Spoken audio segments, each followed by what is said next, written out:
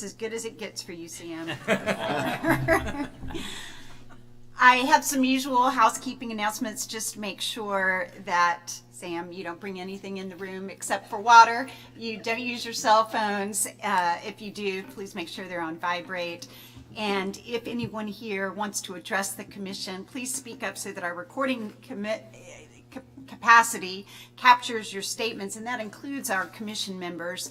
Please be sure to speak directly into the microphone so that it can be heard when this is broadcast.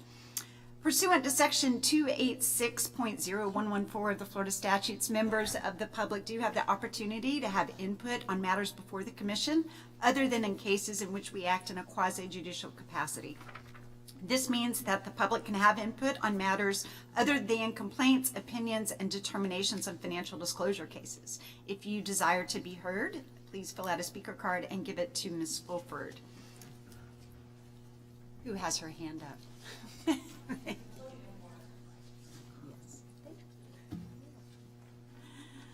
So at this time, I'd ask Commissioner Norris, would you please lead us in the Pledge of Allegiance? Good morning. I hope you all will stand and join me in the pledge.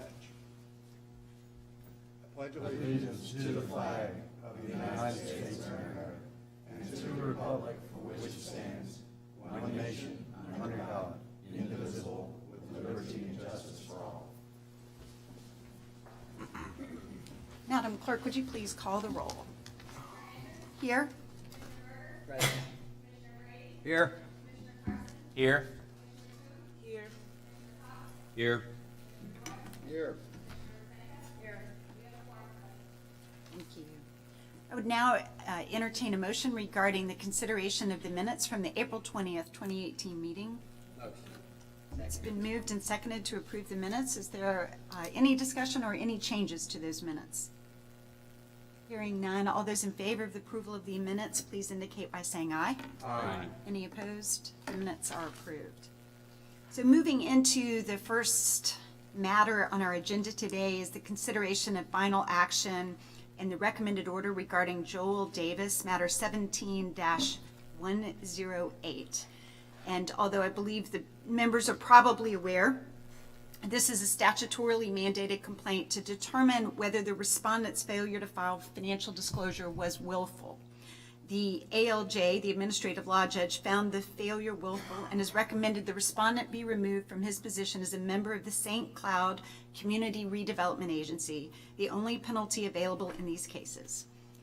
Is there anyone here on behalf of the respondent? Seeing none. Thank you. Proceed. Thank you. I'm Elizabeth Miller, advocate for the commission. Mr. Davis, as you were told, serves on the City Council, the City of St. Cloud Community Redevelopment Agency. There was a DOA hearing in this matter. The ALJ issued her recommended order finding that Mr. Davis should be removed from his office, or recommending that he be removed from his office for his willful failure to file his 2015 CE Form 1. He has filed exceptions. First, I asked the commission, or let the commission know you need not consider his exceptions because they are procedurally defective. But if you decide to consider his exceptions, I would like to point out that his findings, or the findings of facts, are unchallenged, and the findings of facts are based on competent, substantial evidence as found by the trial evidence and the ALJ. They support the ultimate conclusion reached by the ALJ. That is that Mr. Davis willfully failed to file his 2015 CE Form 1. The willful element was shown by Mr. Davis's gross indifference and reckless disregard for the requirement of law. I respectfully ask that you deny the respondent's exceptions, approve and adopt the ALJ's findings of fact and conclusions of law, and recommend the only penalty that's available in this matter, and that is removal from office. Thank you very much. Thank you. Ms. Miller. Is there any discussion from the commission or any questions of Ms. Miller? Since there is no one here to argue the exceptions, I don't think that that can be considered, but if anyone would like to make a motion with respect to the recommendation and the penalty, that would be appropriate. So move to adopt the recommendations made by the administrative law judge. Second. there any discussion? Mr. Anderson? Thank you, Chair Akers. I take it that the substance of that, Commissioner Brady, is to adopt the recommended order by way of the wording of the draft final order prepared by staff? Yes, sir. Thank you. Thanks for the clarification. Any other discussion? If not, all those in favor of the motion adopting the recommended order as prepared by staff, please indicate by saying aye. Aye. Any opposed? The motion passes. Thank you. The next item on our agenda is matter 16-122 in Ray Foster. Will the parties or their counsel indicate their presence for the record? Seeing none, it's you again, Ms. Miller. I'll go ahead and let the commission know this is a proposed stipulation between the commission advocate and the respondent.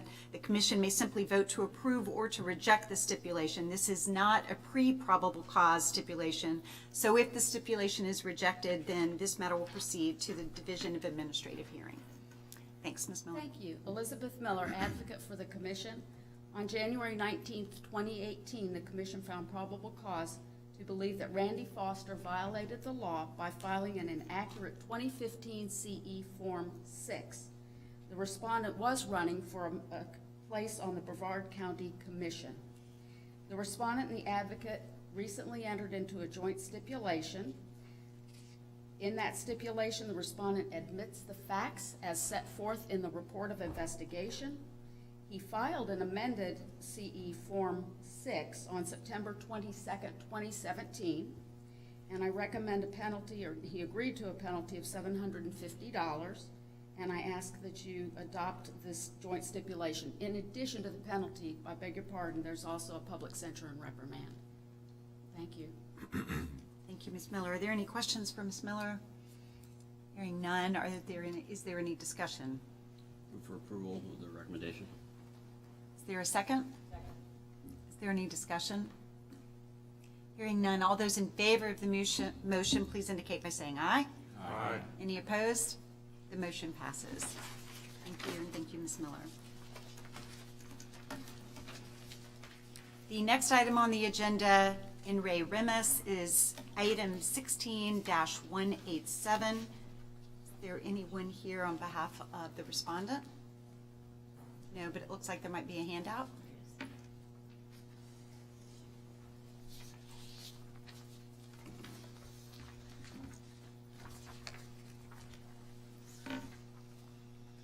I'm going to take just a minute to review this document.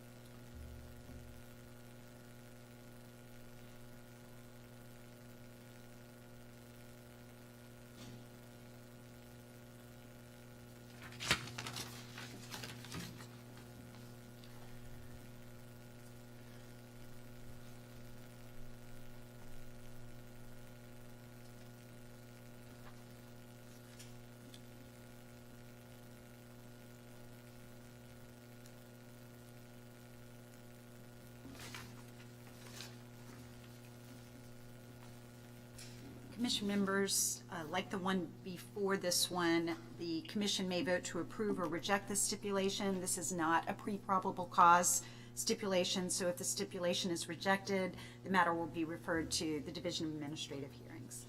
Ms. Miller. Thank you. Elizabeth Miller, advocate for the commission. Mr. Remus and the advocate have entered into a joint stipulation, and in the stipulation, Mr. Remus admits to the allegations or the facts as reported in the report of investigation. Mr. Remus has agreed to a public censure and reprimand and a total civil penalty of $750 for the 4 allegations. And if I may briefly respond to Mrs. Williams' objection, I do understand her concerns. She mentions the Priscilla Olvera case and compares this case to that case. That case has no relevance to the matter before you. That's because Ms. Olvera failed to file her disclosure form in 2013 and 2014, according to the clerk of the commission. There was never a complaint filed, and that matter never came before the advocates. In this situation, I believe the penalty amount is appropriate, considering the financial ramifications that this penalty will have on Mr. Remus.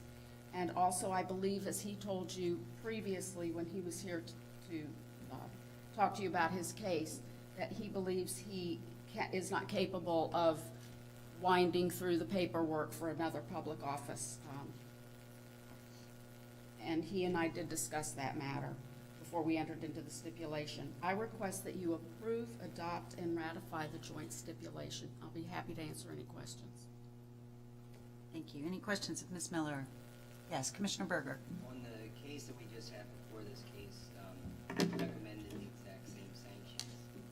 And so I wanted to ask, obviously your sanctions are consistent on these 2 cases, but do you feel that these 2 cases are at the same level of egregiousness as far as the violation is concerned factually? Yes. No, sir, I don't. However, in Mr. Remus's case, he did have evidence of his financial situation when he was up here, when he came for the probable cause hearing. I believe that this penalty should be higher, but based on his financial situation, I think that it's a sufficient penalty because it gets his attention, and it's going to be pretty hard for him to pay off, quite frankly. Thank you, Ms. Miller. Any other questions? Hearing none, is there a motion regarding proposed stipulation? I'll move to support the recommendation of the advocate regarding the stipulation. Is there a second? I'll second it just for discussion. Yeah. Mr. Cox, would you like to lead off the discussion? Sure. I think that the complainant in this case took the time to send us a letter after the advocate's recommendation was known in this case. And I think it is important just from a public perception to explain back to the complainant why the case that she cited is different than the one in front of us today. So I'd like to see either our executive director, I'm assuming our executive director, maybe write a letter stating that, why it's different. Would you like to respond? I really think that would be for the advocate. Okay. I wouldn't really be in a position of arguing why a case is similar or different to a complainant. Okay. May I Please. I would be happy to give her a call. She and I have had discussions. And she is a lawyer. Just want to point that out. But I would be happy to give her a call and talk to her. Thank you. Or would Commissioner you Brady. prefer a letter? I'm sorry. Hold- Would you prefer a letter? I would prefer a letter, but I mean, Okay. if for some reason you Maybe don't both. believe that's, well, I mean, yeah. But I'll leave that to you. Since it was your suggestion, I'll defer to you.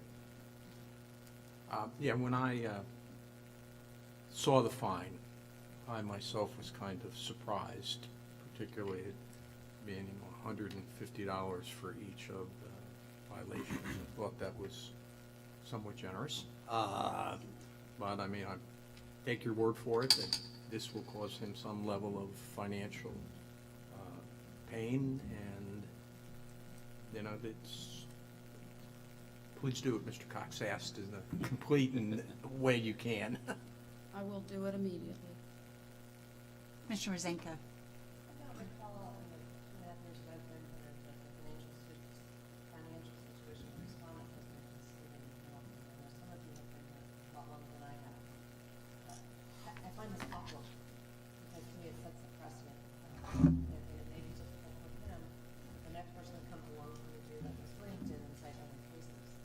I'm struggling with this. If anyone can help me remember a time tax spending considerations, but I don't know that's in core statutes anywhere.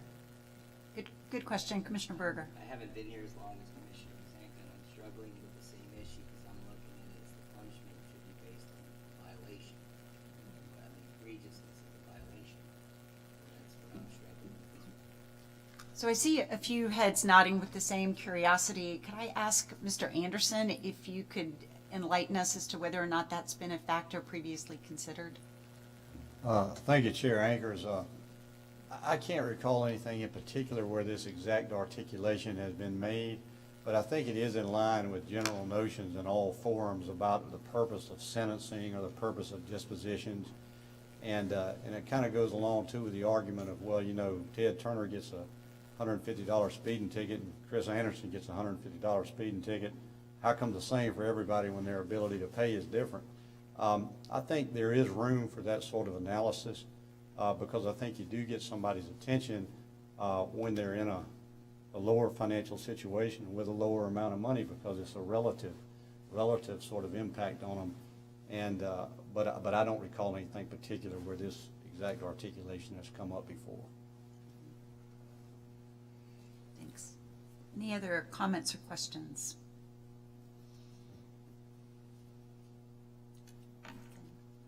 Commissioner Berger. My comment is what I'm, again, struggling with is we have two cases. One is more egregious than the other as articulated, and we're giving the same exact penalty, so to speak. Hearing nothing else, this time I would ask for a vote on this matter. All those in favor of the motion that sought the adoption of the recommended and stipulation, please indicate by saying aye. Aye. Aye. Any opposed? Okay. I believe it passed, but just for the record, we'll do a roll call vote. Madam Clerk, would you please begin? Yes? Nay. Yes. Yes. Nay. Yes. Nay.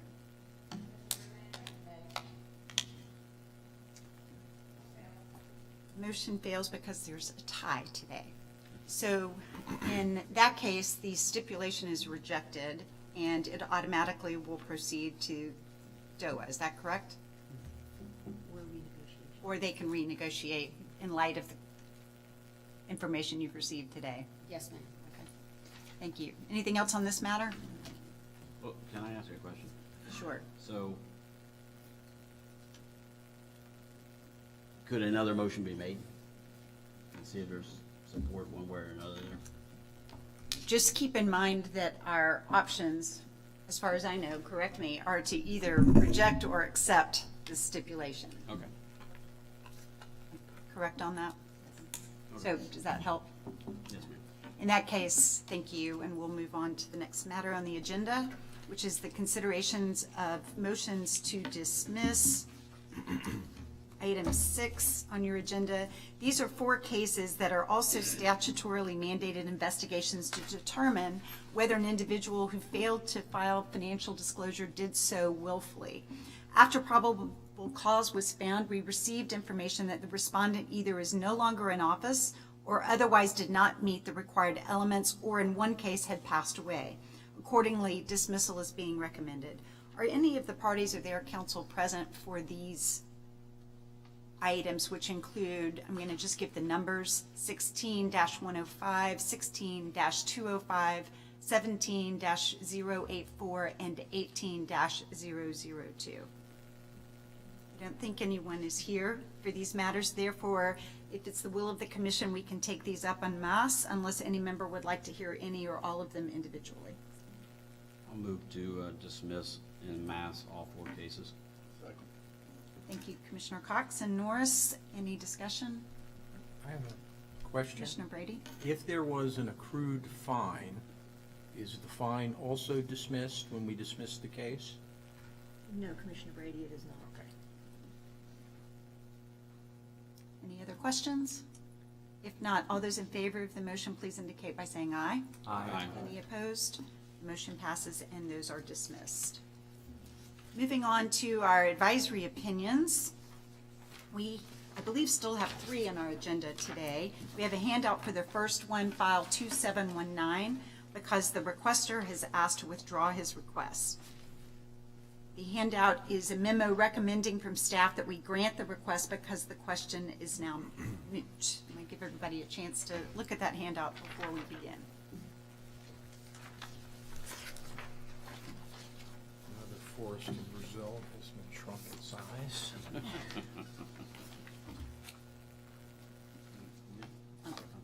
You can have an extra.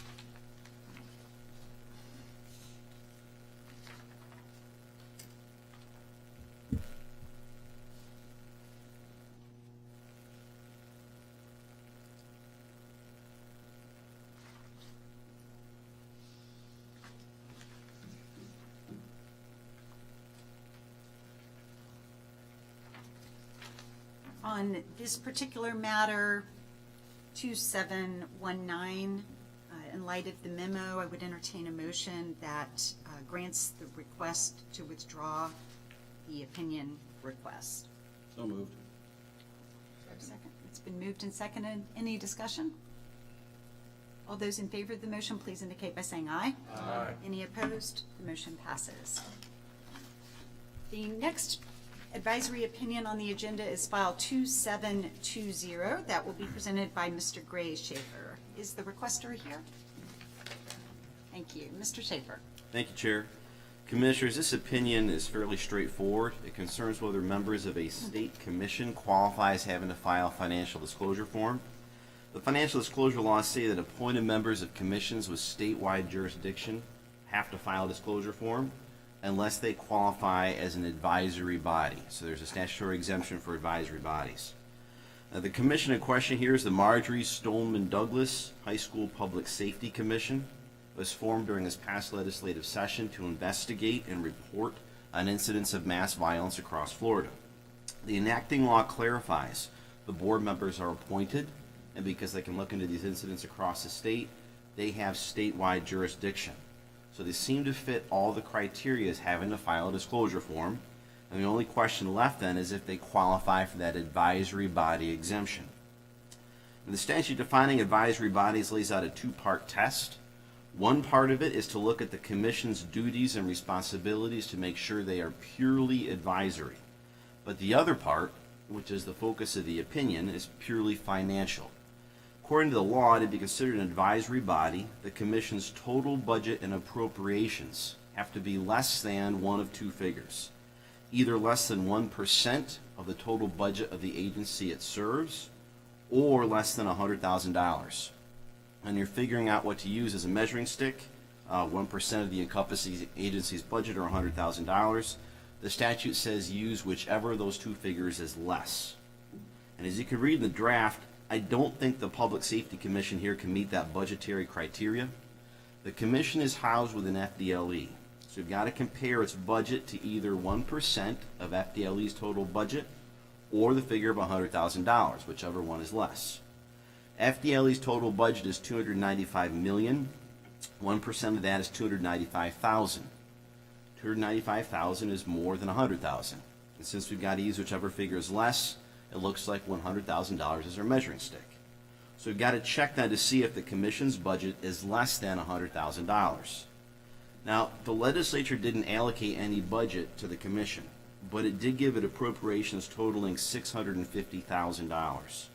Because those appropriations exceed $100,000, our measuring stick here, it doesn't appear the commission can meet the criteria for that advisory body exemption. So bottom line, the draft recommends finding that the High School Public Safety Commission meets all the requirements for having to file a disclosure form and does not qualify for that advisory body exemption. And I submit the draft now for your review, and I'm happy to answer any of your questions. Thank you, Mr. Schaefer. Any questions or discussion? Hearing none, I would entertain a motion to adopt the recommended advisory opinion as drafted. It's been moved. Is there a second? Any discussion? All those in favor of the motion adopting the advisory opinion as drafted, please indicate by saying aye. Aye. Any opposed? The motion passes. Thank you, Mr. Schaefer. Yes. Then this motion would be applicable to all, this motion, this opinion would be applicable to all similar kinds of bodies? The opinion would just be binding on the particular facts that raised it. So I believe it would just be binding on this particular commission. Okay. Thank you, Mr. Schaefer and Commissioner Brady. The next file is 2721. This advisory opinion will be presented by John Knight. Thank Is you, the Madam requester Chair. here? Let me just make sure. Is the requester here? I don't think so. Go ahead. Thank you, Madam Chair. As you read in the draft opinion, this request is brought by Victoria Mendez, who is the city attorney for the city of Miami.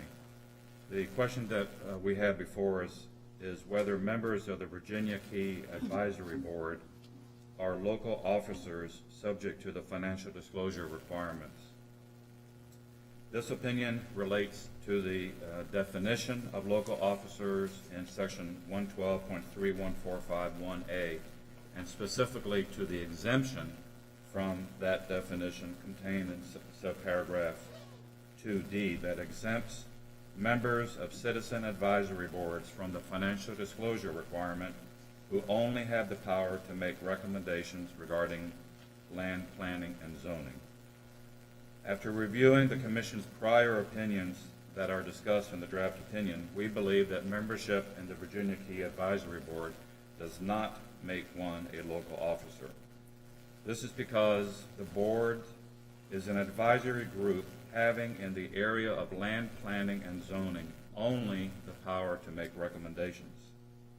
As stated in the draft opinion, we are not unaware that among the board's powers are several powers that do not relate to land planning and zoning. Those additional powers, however, in and of themselves would not bring the board within one of the boards listed in the definition of local officers who would therefore be subject to the financial disclosure requirements. We do not believe that the intent of the exemption is to make filers of members of citizen advisory boards whose additional powers would not expressly bring the board within the listing of boards in section 112.31451A2 when the board's only planning and zoning powers are of an advisory nature to make recommendations. Therefore, the draft finds that members of the Virginia Key Advisory Board are not local officers subject to the financial disclosure requirements of section 112.3145. If you have any questions, I'd be happy to answer. Thank you, Mr. Knight. Ms. Commissioner Rosenka. Let me preface this with, this is what I did earlier. All planning and zoning boards are recommendations. We have no power to make changes to the recommendation of the city council or the commission. My first question is, the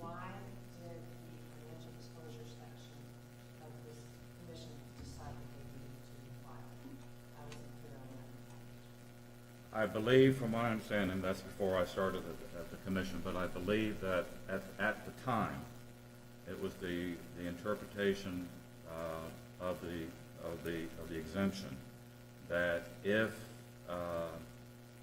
the board made recommendations to more than one entity, that it was not subject to the exemption, that it only had to make a recommendation to one board. And that is no longer the interpretation that the staff gives to the statute. Commissioner Rosinka, before you follow up, can I ask Ms. Doss to also supplement that? A lot of times when new entities are created, they'll call us up and say, well, are we supposed to do this? Are we not supposed to do this? When we look at that, we give them the conservative advice, and if you read the statute really strictly, you can come to that conclusion. So we did initially do that. They didn't like that answer, but obviously, and they asked for a formal opinion, which sometimes it happens that our informal opinion changes, but as long as we haven't told somebody they can do something that it turns out they can't do, then we feel okay. Second question is, did you look at the budgetary amount for this, like the last opinion did? No, ma'am. Commissioner Rosinka, if you would defer to Mr. Anderson, who also has a response. Thank you, Chair Akers. Through the chair, the advisory board thing that was discussed in the previous opinion, years ago, that used to be an analysis that was also used at the local level. And then some years back, the legislature modified the law to take that other than an advisory body out of the local analysis. Now it's just certain affirmative boards that are there. And if I might continue just briefly, in regard to of the fact that, as you mentioned, that all planning and zoning boards are recommendatory. And that's recognized, in the thing that catches certain boards like planning and zoning boards. But then it goes on to say that these citizens advisory boards are out of that bigger planning board type thing. I mean, it's kind of a cumbersome language thing, but no doubt if you are purely a planning and zoning board of the normal sense that you mentioned that you work with, those things would be different than this thing. And the third question, but this also makes recommendations to the city commission, which I found to be different than just the regular planning and zoning board. So I didn't know how that would be. Thank you. Through the chair, the Ethics Commission has focused really on the power of these citizen boards to merely make recommendations as to planning and zoning, and is not in a sort of a very strict manner adhere to the notion of who they make that recommendation to. In other words, they're really not any more important if they recommend to a unitary official or to a city council sitting in a planning and zoning function.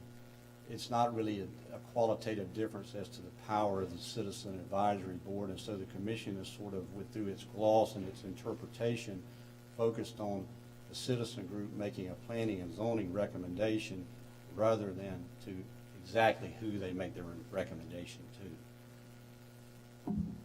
Thank you, Mr. Anderson. Secondary to that, it does say, except for citizen advisory committees, provided members have power to make recommendations to planning and zoning boards. This does specify planning and zoning boards, although in this case, one had it to recommend to the director, I saw that as well. But I think this is different, because they do also make recommendations to the city commission. Thank you. Thank you, Commissioner Rosinka. Any other questions? Commissioner Brady? I was going to do a discussion, but not a question per se. You may do it as long as you do it so everyone can hear you. The Virginia Key is a historic black beach in Miami. It was the only segregated beach in Miami-Dade County until about 1953. And it basically was allowed to go to nothing over an extended period of time. And as development interests have begun to increase demand for beach property in Miami, there have been people who've made plans to convert the beach into other things. And as a response to that, the city appointed a group really to provide them with some additional protection in the term of moving forward with what they were going to do on Virginia Beach. It's a very politicized issue. It's one that pits different elements of the community against each other. And I think this was done more than to really do planning and zoning, as much as it was done to provide a forum for people to talk about the future of Virginia Key Beach, because for a subset of the population, black population, particularly in the city of Miami, this represented something that was an historical benefit to them, and they want to see some semblance of that remain. So, I mean, I don't think it's planning and zoning in the sense we talk about planning and zoning as much as it is a public forum to let people talk very publicly about what occurs in the development of that property. Thank you. Commissioner Rosenko. I guess through the chair to Commissioner Brady. There was something about a marina, is that, Well, there's or a the seaport or on the island. That is also where the Miami historical the Marine Stadium was also there. So they put a ton of money into doing something at the Marine Stadium. The University of Miami has a number of parts of its oceanographic school there. NOAA has a big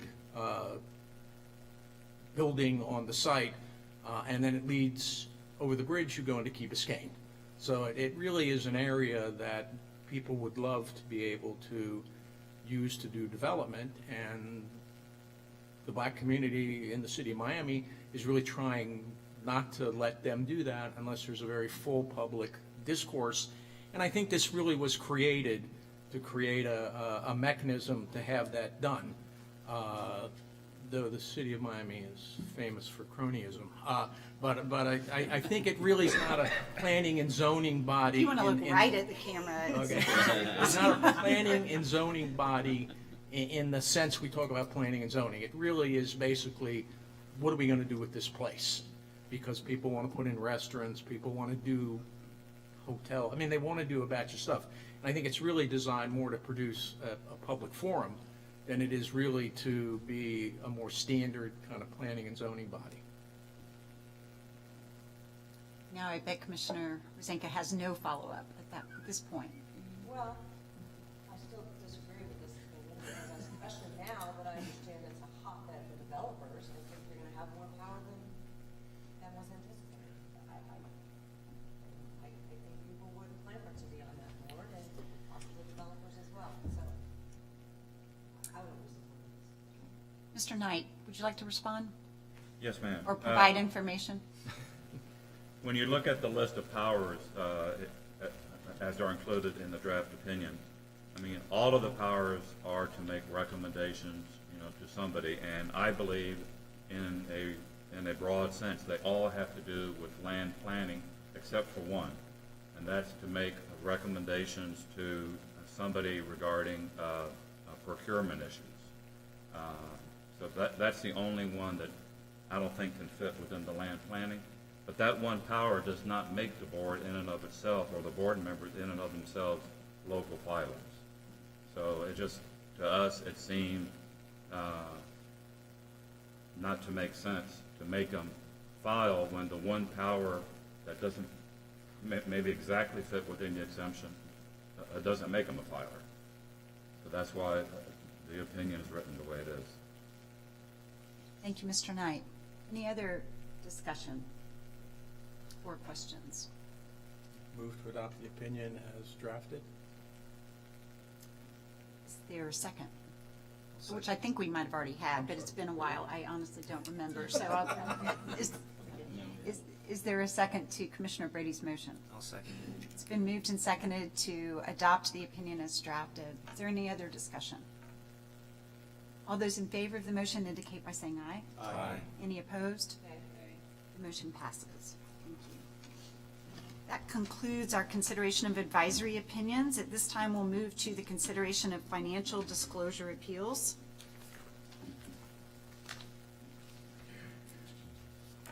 There are no appeals for which the appellant has requested a hearing. Does any member wish to pull any of these for individual consideration, or would you like to take them as a group?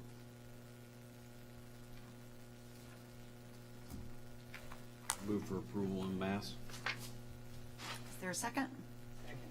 It's been moved and approved to adopt the financial disclosure appeals as recommended by staff in mass.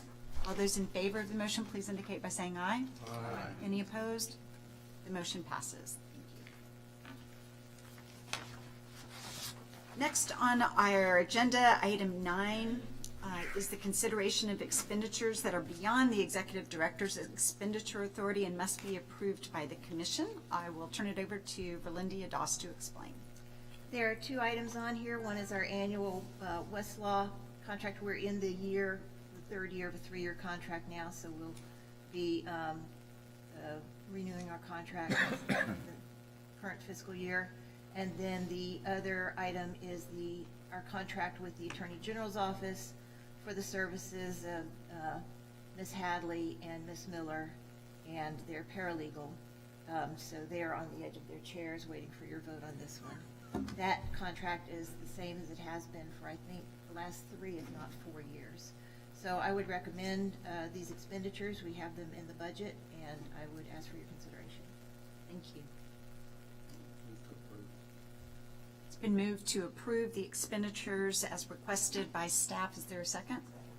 Is there any discussion? Hearing none, all those in favor of the motion, please indicate by saying aye. Aye. Any opposed?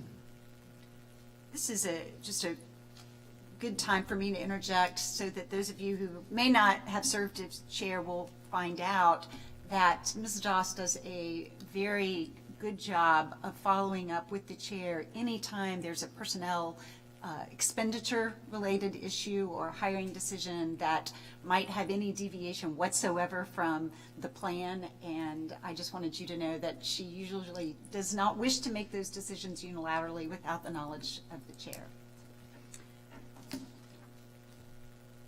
At this time, we will consider or discuss the consideration of 2019 legislation. As you know, we are required by law to make recommendations for any changes we think would improve the ethics law. Part A of our deliberations today will be where we decide what we want to recommend, and Part B will be a workshop on how we best make sure our voice is heard. So we'll start with Part A, and Ms. Doss will briefly go over our legislative issues as she has compiled them. We will then hear from any members who might have issues they want to add or subtract, and then from any member of the public who is asked to speak, after which we'll vote on what issues we want to include in our legislative recommendations. Ms. Doss. Thank you, Chair Anchors. As I said in my memo, I put these are the exact same things from last year, and they're in the exact same order.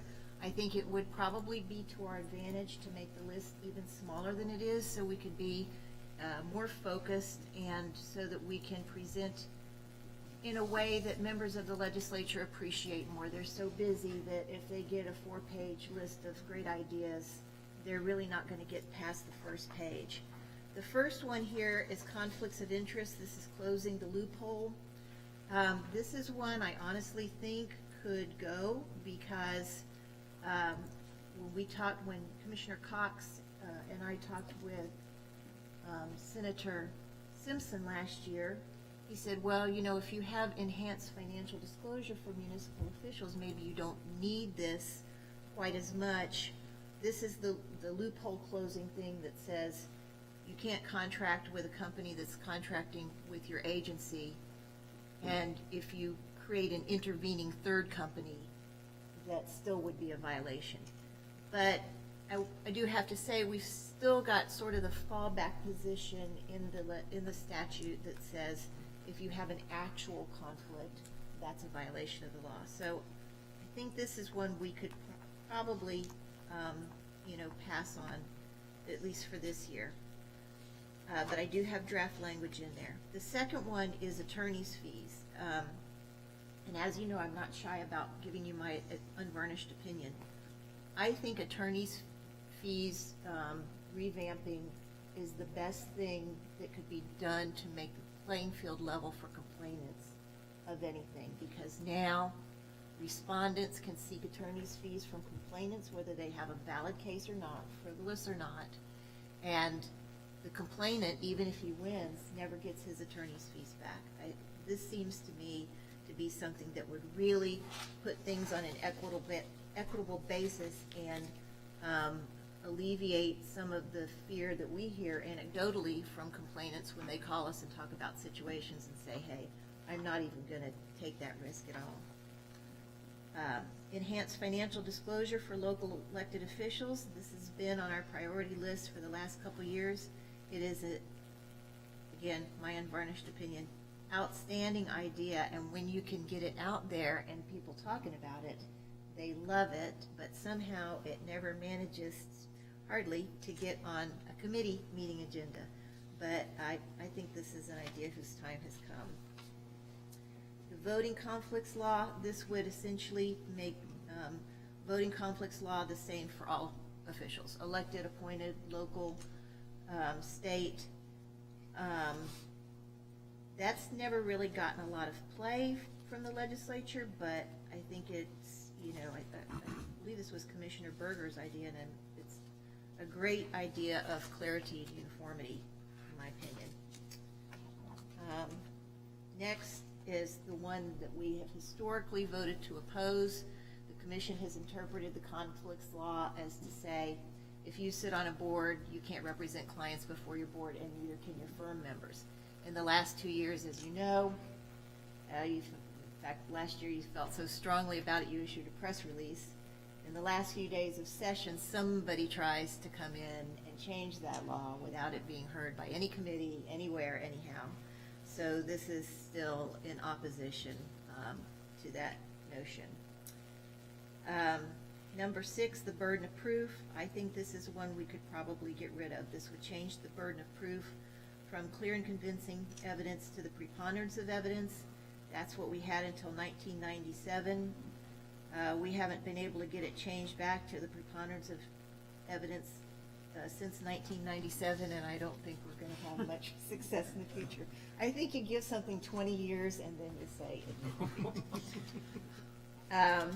And then last is applying the ethics laws to privatized government functions.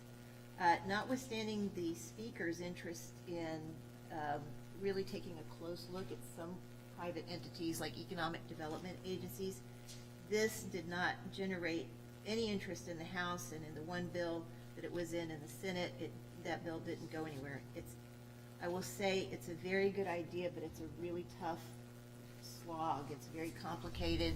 It's a very big issue, and we had talked about asking the members, the House or Senate, to do an interim project. As I later learned, they don't do those anymore. But it's a big issue that I think really requires more resources than your staff has to really get their arms around it.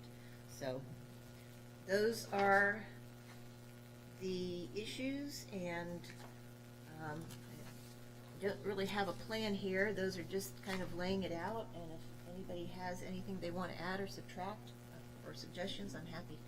Commissioner Rosenka. Ms. Dawes, are you suggesting that we remove number 7 from our legislative agenda?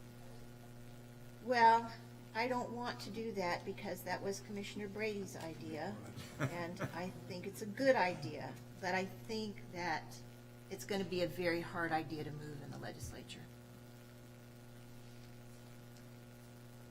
Would you reference which one number 7 was, Commissioner Rosenka? Privatization. Privatization, okay. So just on my rough count, if we were to shrink this list in an effort to make it more impactful, Ms. Doss, you would, although you've given us a larger number to consider, recommend withdrawal of the conflict of interest piece, the burden of proof piece, and the privatization piece. Is that correct?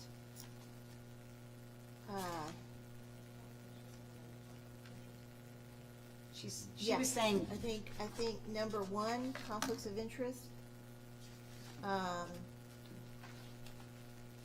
Number 6 is part of it.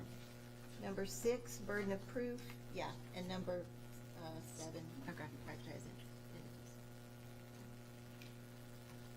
Is there any discussion? I would just say, I agree with Executive Director Doss on the general notion that perhaps being more focused might offer better chance of getting something considered and perhaps passed. And so, you know, even though the other things that are suggested, that they be removed from the package are still good ideas, if they don't actually help anything get passed, then I think we should consider taking them out of the package. Just for the fun of it, I'll ask Ms. Doss whether you think there's any value in focusing only on one, such as attorney's fees, in an effort to put more energy and focus into one recommendation for a change. Because to my knowledge, every time that we've done this, we've had a litany of requests, and I think it's easier for them to get dispersed and dissipated in the consideration of what's meaningful to the commission. I don't know if it has to be that pinpointed. And I will say this too. Typically, Carrie and I have meetings with staff well in advance of the legislative session when they're putting together committee bills or whatnot. And so they have, you know, sometimes the members of the legislature have their own ideas of what they think should be in the ethics legislation, and we just kind of talk things out. And so some of these ideas, even though they're not in the legislative package, if it looks like they've got a chance of showing up in a bill, I'm going to be all about, you know, getting them in the bill. But I think a handful is fine. I don't think it has to be just one. Commissioner Cox. Well, I think Commissioner Brady had his hand up first. Yeah, if you want to drop 7, it really doesn't matter. I mean, I think that George Sheldon being appointed the executive director of the child CDC in Miami shows you just how incredibly politicized these privatized functions are. Do you have a follow-up, Commissioner Cox? Well, yeah, I agree that taking 6 and 7 off, number 5, the conflicts, that's really more of a preventative. You know, it's not advocating anything other than to state that, you know, we're against that. And I think that we should continue to do that. So I'd like to see us have a little bit more concentrated list of, as well. But I do think that number 1 should stay in there.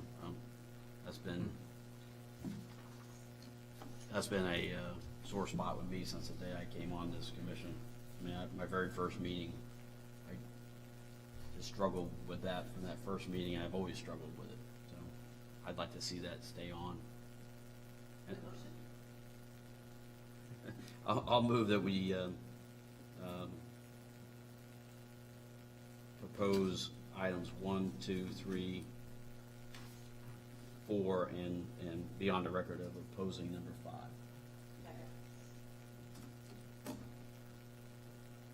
Thank you for the motion and second. I need to at least make sure I identify those by number for myself. So just for everyone else's benefit, number 5 is appearances before boards by a board's member's firm colleague. So you don't want that in the package? Just making sure that I'm capturing. I guess what I'm saying is that since there's such a preponderance of moving that issue at the 11th hour. You like it, you just don't think it's the right thing to have. Well, I just think that we should be on the forefront of opposing that. You know, I mean, last time we got lucky in the Okay. fact that we were here in session when this was happening. We could, as a group, pass a resolution or a press release, I guess it was, opposing that. So, yeah, I think that we should be on record in our legislative considerations to continue to say that we're opposed to that, since the folks that want that are still here. Okay. Thank you for the clarification. Commissioner Carson and then Commissioner Berger. I just want to make sure, because what I heard you say, Commissioner Cox, in your motion was the package would be 1, 2, 3, and 4, and then we would be on the record so that Executive Director Doss or whoever knows that irrespective of when it rears its ugly head, they have the support of the commission to say, absolutely not. Once again, we oppose anything that would weaken Yes. the issue in number 5. Thank you for the clarification. And just for the purposes of the motion, that is what Commissioner Cox intended, just making sure It that's is. captured. It is. Thank you. Commissioner Berger. I'm trying to understand why number 5 shouldn't be in there when we went as far as to say publicly why we don't want to change the law or have it be in our top 5 positions. We're eliminating 2. We felt strongly enough to send a message on 5. I'm just trying to understand. Yeah, this has been a little bit confusing, but I'm going to let Ms. Doss respond to that. What I'm hearing is basically we're keeping 1 through 5 and eliminating 6 and 7. And so when we have our annual report, which is a little ways down the road, but that's one of the reasons why we set our legislative agenda, it'll say the commission is in favor of this, 1, 2, 3, 4, and the commission opposes any action to do this, number 5. So the motion on the table is 1 through 5. Essentially, that's the way I understand it. Yes, I mean, we've restated it a couple different ways here, but I mean, in essence, that's what it is. When we have the Commissioner Norris? opportunity, I'd like to discuss number 5 just a little. We have that opportunity. Commissioner Norris. One thing I don't care for, I understand the purpose of this, and I think it has some logic. I do not care for the last sentence of that suggests that this interpretation is similar to the professional conduct rule for lawyers. And here's what I mean by that. For lawyers, you represent a client, and that client has certain interests. And so when that client that you have has interests that are contrary to another entity, person, what have you, another potential client, you cannot take an opposing position to your client. Right? You can't create and go and argue against that client for someone else. And in particular, it raises the issue sometimes in that you will have represented a client as a lawyer in a particular matter. That matter resolves itself. Then something else comes up with a new client, and you have the opportunity to go and use the information you had against that you learned from your old client against your old client, now representing a new client. That's where these conflicts exist. Here, we're talking about individuals who are serving, who are apparently happen to be lawyers, and they are serving on boards of some sort, right? Commissions, county commissions, whatever. Well, politics is politics, and will always exist, and the ethics code, I don't think, has been drafted in a manner of eliminating politics. It will never succeed in doing that. And every public officer has an obligation to cite what their conflicts are, to avoid sunshine law violations, and all of those kinds of things that might go into that. So I just think it's totally different if you've got this than this particular rule. So I'm not arguing against the position. Please understand, not arguing against the position per se, but I don't think it has anything to do with the rule of professional conduct. It's totally different. If I'm a sole practitioner, all right, but if I were in one of the larger law firms in the state of Florida that has 600 lawyers in the state of Florida, right, and they've got offices in Jacksonville and Miami and Orlando and Pensacola and wherever, I probably don't even know people in Jacksonville. And so that are my law partners. So the suggestion that my law firm, that huge law firm, cannot go before a board because someone within that law firm happens to be a commissioner or happens to be a members of the ethics commission or what have you. And I can't represent anybody in that.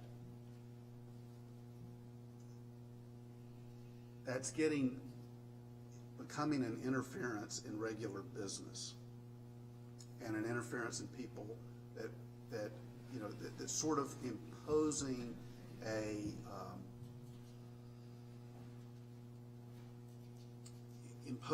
an ill motive that I don't think exists, because I think that if my law partner is arguing before me, obviously I have an obligation to recuse myself. And so my question is, I guess, isn't that the cure of the problem, that I get out of it? Because otherwise, I guess what we're saying is that we are presupposing that that member as a lawyer somehow has a greater influence over the other people in the commission or council. And we're proposing that they are violating the Sunshine Law and having communications with those people behind the scenes, and presupposing all of these things as to why this is bad. So I'm sticking with that as a proposition. Okay, fine. And I will support the overall motion, but I really would like to see us get rid of the last sentence there, because I do not think those are comparable things. And I don't think it should be the purview of the commission to sort of be out there telling lawyers what they can't do, right? We have the Florida Bar for that. Florida Bar sets those rules of what lawyers can and can't do when they're practicing law, for whom they're practicing, and what constitutes conflicts, and all of that. And that's within the Florida Bar. We're about public officers and whether or not that public officer has the conflict. And if they do, what their obligations are in response to that conflict. And if they fail to meet their obligation under that, then the ethics code is set up to deal with those situations. Thank you, Commissioner Norris. If I might just respond briefly to Commissioner Norris's point. Although I have had some of the same consternation and sympathy, I also believe that we as lawyers have made choices, one, whether to engage in the public service position that may cause the conflict, and we sometimes forego other opportunities ourselves and for those in our firms because we make that choice. And secondly, it's a choice to work in a large law firm, and those bring with it some perks and some negatives. And I think one of the negatives is that because even though we're in different cities, if we are part of a large law firm, we usually share a network of communications on a central server that would give me access to all kinds of information that might not otherwise be appropriate for consideration for somebody that might be arguing before this commission. One other issue that I would consider is that this 2-year requirement means I might not be able to recuse if I am gone. So the issue could come before the commission. I'm not on the commission anymore, but a member of my firm could come before the commission. I can't give the cure that I think you were suggesting, that I recuse myself because I wouldn't be here. Does that make sense? Well, frankly, no, because you would have no input in the decision. So, But your cure was recuse, but I'm not here to recuse. and you have no input in the decision that's to be made by the board, for which someone from your current or former I have law my good firm. friends. That's the point. I have my friends, the cronyism that was referred to earlier. But before we continue the debate on this, let me suggest, one, that Commissioner Berger have an opportunity to respond, and two, I am comfortable with removal of the statement in the proposed package, but leaving the item in the package. That to me is just more of a explanation and almost marketing of the package, which we don't have to necessarily agree on. I think the more important part is what is the proposed legislation rather than the way it's presented. Commissioner Berger. That's exactly where I was gonna go with Commissioner Norris's point about the last sentence. It starts off with this interpretation, so it's really just an interpretation or guidance on a rule, and I'm not sure that it needs to be there, it has to be there. So I don't see any reason why the last sentence can't be taken out, you know? Is there any objection, just in the presentation, of the last sentence would say, last sentence which referenced the rules of professional conduct for the bar not be included? I hear no objection to that. So returning to the motion, It would be to advocate in our legislative proposal for items 1, 2, 3, 4, and 5. It's been moved and seconded. Is there any other discussion? All those in favor, please indicate by saying aye. Aye. Any opposed? Motion's adopted. Thank you.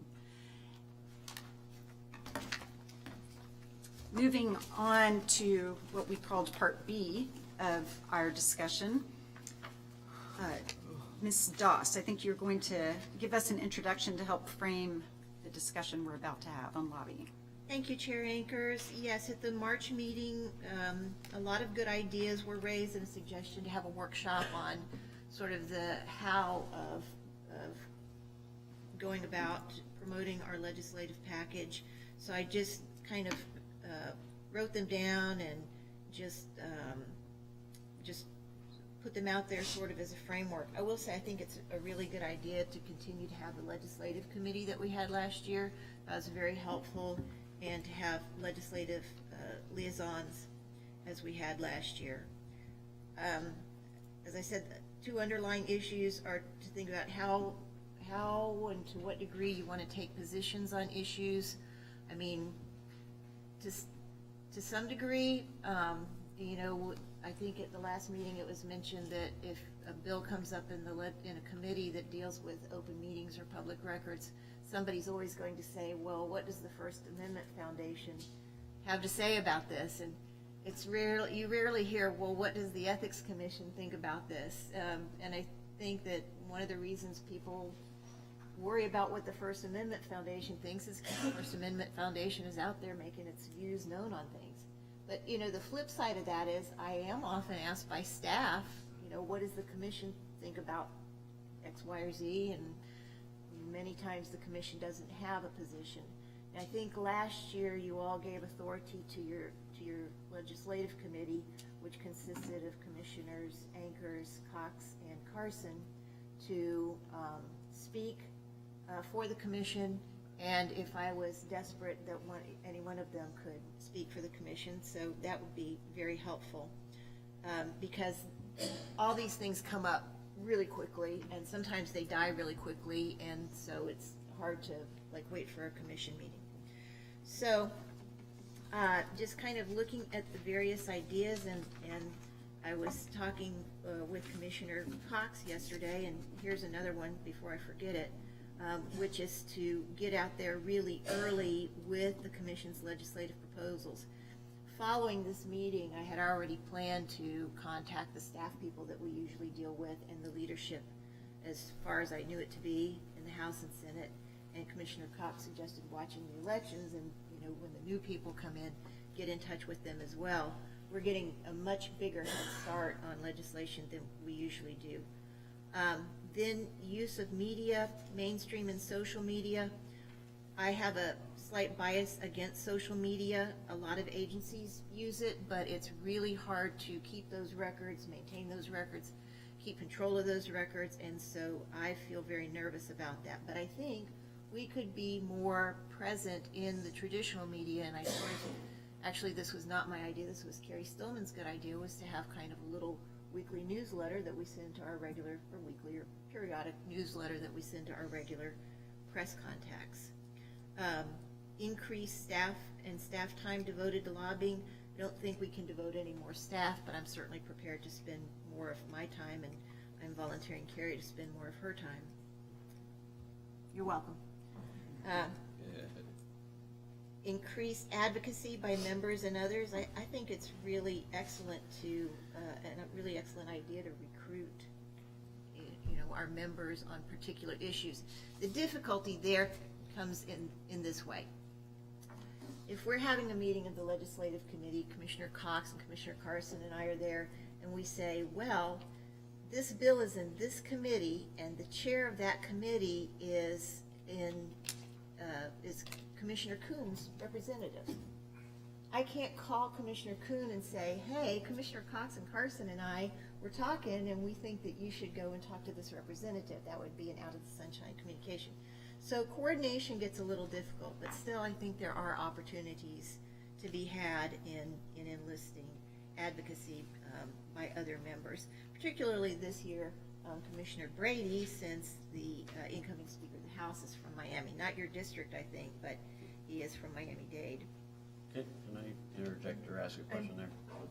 So if the legislative committee is having a meeting, properly noticed meeting, and in your suggestion, we realize that, you know, a certain representative, maybe Commissioner Coons is representative, what's wrong with us talking about that in an open meeting and then telling you to contact her that we decided to do that in an open meeting and ask her to do it? I don't view that as a conflict of something. Yeah, I could be wrong on that. Because of the premise you suggested that you're noticing it, I doubt you were previously noticing it. But I No, don't- we do. We notice. You did? We notice Even all those- of our. Oh yes. Then we I agree notice with all of our Commissioner Cox. If legislative- you noticed Yeah, if it. it came out in a. Well, yeah. Okay. I mean, you know, if you and I were talking on the phone and I said, you know, call up Commissioner Brady and tell him to, Yeah. you know, talk to his representative, I don't think that's kosher. You're right. Okay. Sometimes. You let my wife know that?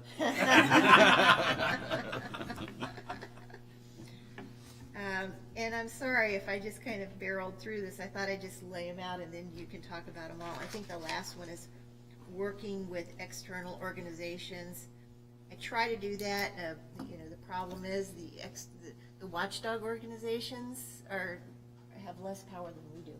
So it's hard to, we don't have a constituency of, you know, kind of a cadre of high-powered individuals out there standing up for the white hats. But we'll try and explore what else we can do in that area. Thank you. Any other comments or questions from the commission? Madam Chair? Yes, Commissioner Cox. So, through the few years that I've been involved with this, one thing that seems to ring true is that we come up with these great ideas and we can't get anybody to propose that legislation. And we've made some pretty concerted efforts to try to get folks to do that from the leadership. And several years ago, I think, quite frankly, we got started way too late. They'd already made up their mind on what they were going to do or not do. And last year, we had some conversations earlier with several legislators, but the fact is that nobody really picked up on anything that we wanted to have done. And my thought this year is, right now is their downtime, if you will.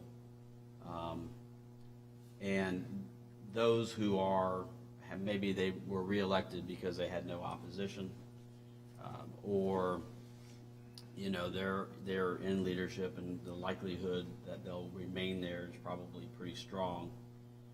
And then also the day after the election, when you know who is going to be there or not be there, I think that we should be advocating in, you know, old-fashioned letters to these members saying, you know, starting now and saying, you know, these are the things that we recommend, because right now they're starting to think about what type of bills they're going to propose. And I think we would get more view time, if you will, if we started now with solidifying we did already solidify our agenda. So if we start proposing that to them now, I think we would have a better chance of getting picked up on something. And I would love to hear what Commissioner Carson thinks about that.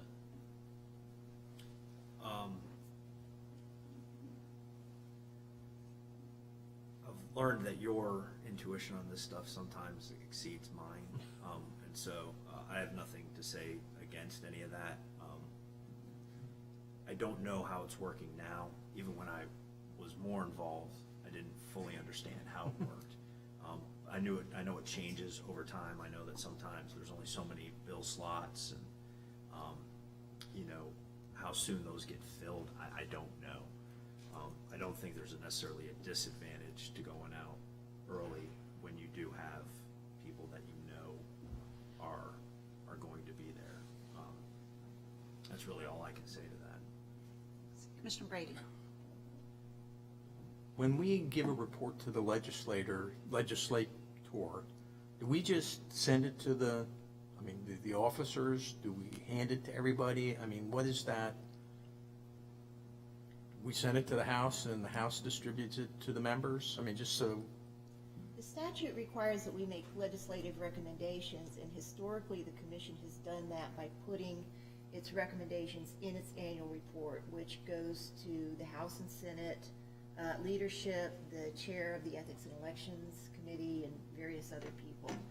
In more recent years, the commission has been more active in actually promoting its legislation. So what happens is, in advance of the session, as soon as I know what the commission's recommendations are, Carrie and I typically talk to, the policy director for ethics in the Senate, or the staff director for ethics and elections in the Senate, and the staff director for the Public Integrity and Ethics Committee in the House. So we start out with the staff, and what we're talking about this year, and then as in last year, Commissioner Cox and I met with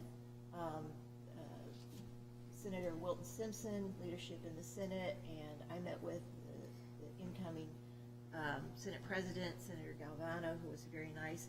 And so we make appointments with individual members. Now what we're going to do this year, if what I'm hearing is correct, we're going to start, like next week, again, once I know, I'll be making appointments with staff, but we'll also be sending letters to the people in the leadership in both houses saying, this is what the commission thinks is important.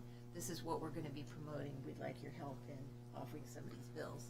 but there would be no issue in me going to members of the day delegation and saying, I'm on the Commission on Ethics, these are the priorities that we've identified. We think it's important. If you have any interest, please contact the staff and they'll be able to give you a fuller briefing. That would be great. I'm sorry, through the chair, that would be fantastic, and I'll get you the memo that I'll do up for the legislative recommendations. I would like to suggest that we go ahead and appoint the individual commission members that might serve in that role of support again on our behalf, and would recommend that it consist of Commissioners Cox, Carson, and Brady. And if anybody would like to make that in the form of a motion, this would be an appropriate time. Commissioner Berger. Commissioner Berger moves brilliantly. Seconded by Commissioner Norris that Commissioners Cox, Carson, and Brady be appointed to serve as our legislative committee on behalf of the Commission on Ethics. Is there any discussion? Opposition? Strong comments? Thank you for being willing to serve, even though we didn't ask. All those in favor of the motion, please indicate by saying aye. Aye. Too late, Commissioner Carson.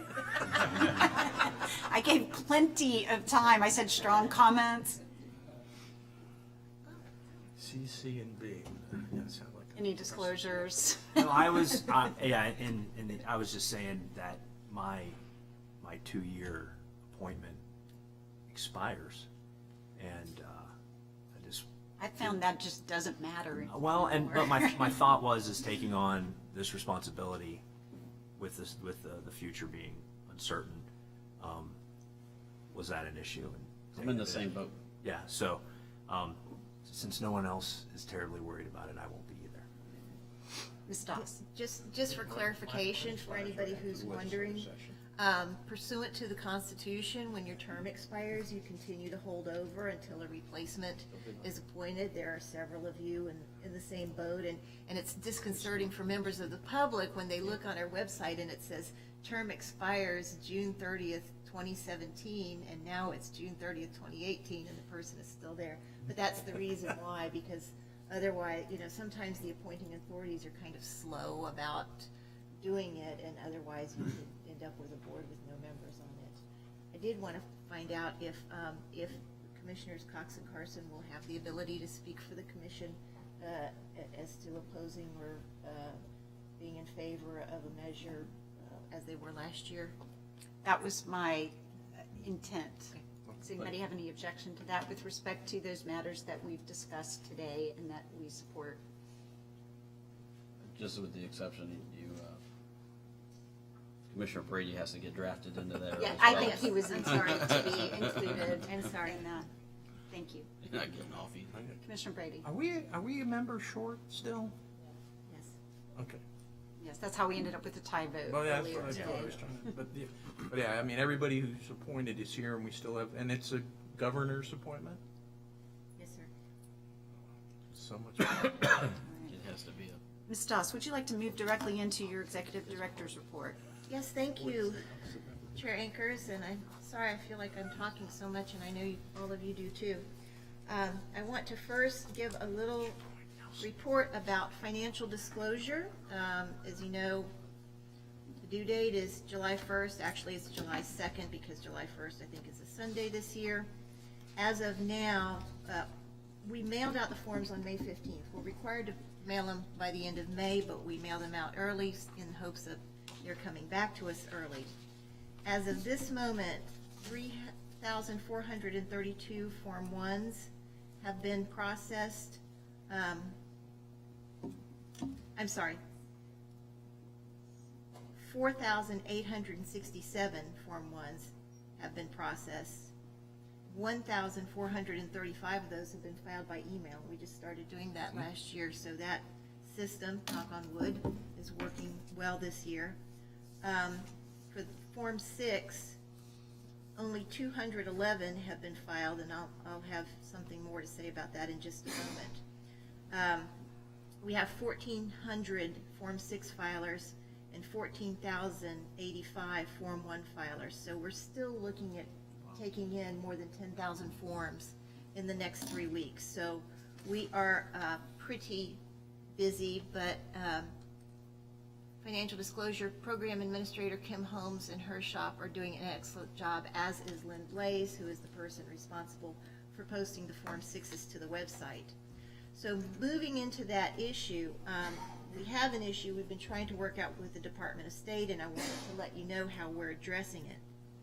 Back in 2013, the legislature changed the financial disclosure law to require qualifying officers, meaning the supervisors of elections and the Department of State, to provide us with the financial disclosure forms that people file when they, when an incumbent is running for re-election. He files this financial disclosure with the supervisor of elections.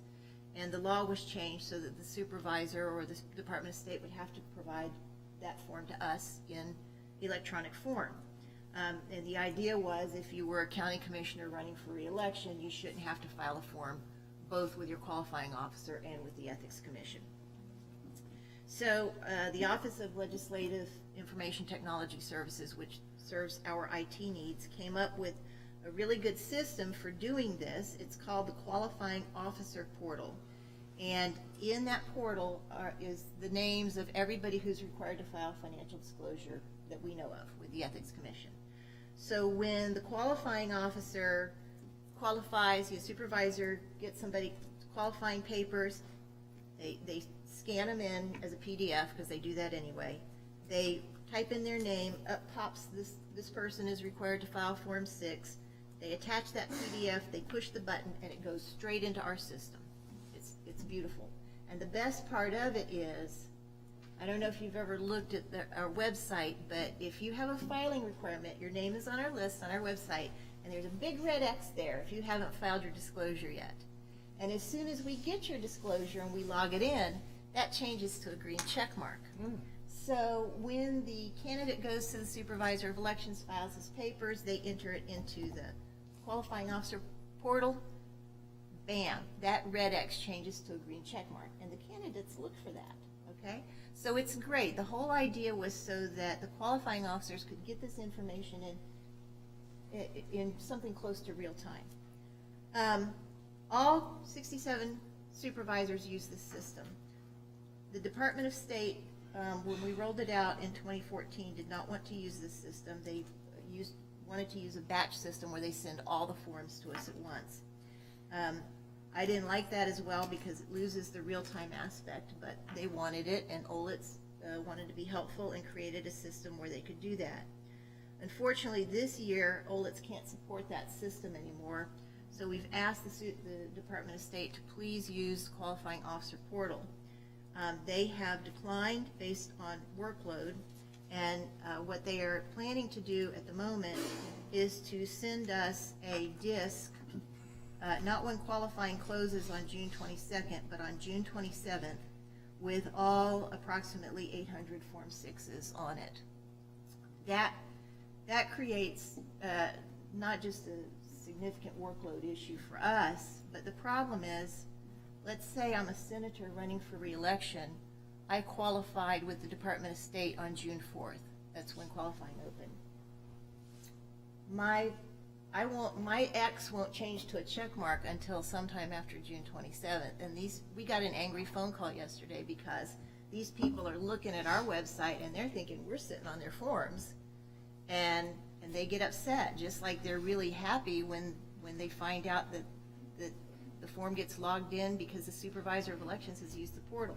All of this to say, if you have no objection, I would like for the chair to send a letter to the secretary to ask, just kind of as a one last gasp, for them to please use the portal so that the public gets the information sooner and we get the information spaced over time instead of all in one big pile right before the deadline.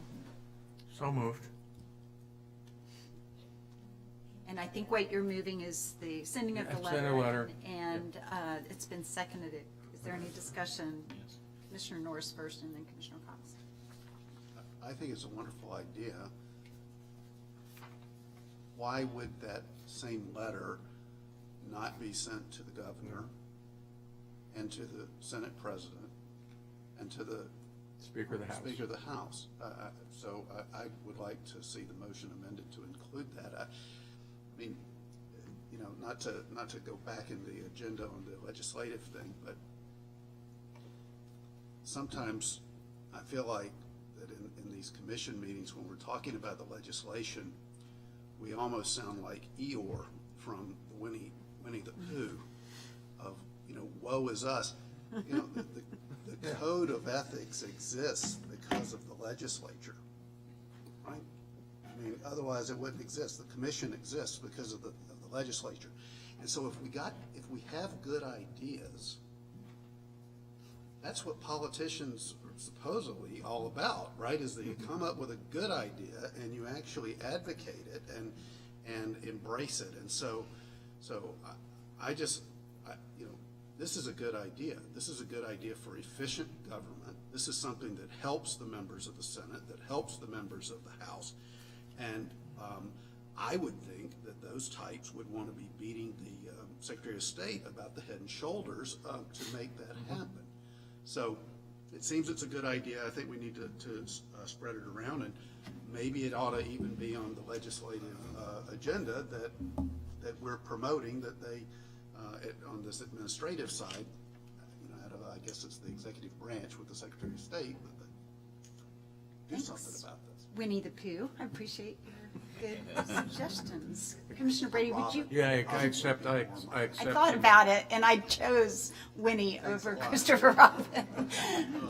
I love them both. Would you accept it? Yes, I friendly? accept. Maybe I'll go for ticker. I'll accept the amendment. And- Thank you. So it's been moved and amended to send the letter with copies to the governor, president of the Senate, and Speaker of the House. Thank you for that good suggestion. Commissioner Cox. So if it's our system and we're responsible for logging all these things in, why isn't it our procedure how it's gonna get done? Why are we letting Department of State drive our bus? Because I know you wanna play nice in the sandbox, but Because the statute says that the qualifying officers have to provide it to us in electronic form. It doesn't say in electronic form as described or as prepared by the commission. Although, and I did think about putting that as a potential legislative recommendation, but again, I wanted to keep them narrow. However, if the opportunity presents itself, as it sometimes does, for a little technical tweak here and there, I'll be on the lookout for that. But yeah, unfortunately, the way the law is written, we can't make anybody use any particular system. I Also mean, doesn't say we can't. well, that's true. Any other suggestions, questions, or discussion? Hearing none, all those in favor of the motion, please indicate by saying aye. Aye. Any opposed? The motion passes. Can I just, are local elected officials required to do Form 6? County commission, I'm sorry, through the chair, county commission members, and the courthouse 5 are municipal officers or not as yet. So if they have elections on a cycle different than the state elections, do they have to file qualifying and then file again in December, in July? If they've already filed a Form 6 for a given year, they never have to Okay. file it again. If there's no other business to come before us in public session, then we will adjourn this session. And I know we have a photo. Do you need something before We the have photo? a photo, but I did want to say one more thing about the executive director's report. I wanted to introduce our newest investigator, Kathleen Mann, Oh. who is back in the back there. I wanted to point out that Commissioner Berger has been reappointed. So all of you who have not need to know your appointment authorities. And I wanted to point out in the honors there, I did say that Chris had received a Chair's Service Award from the Florida Bar City, County, and Local Government Law section. I just wanted to add that this is his 3rd such award, so Congratulations. now I'm done. Thank you. We do have an obligatory photograph to be taken, and it's my understanding the photographer probably needs a moment to set up. And so let's meet back here at 10:20 for the photo. If you're not here by that time, you won't be in the photo. And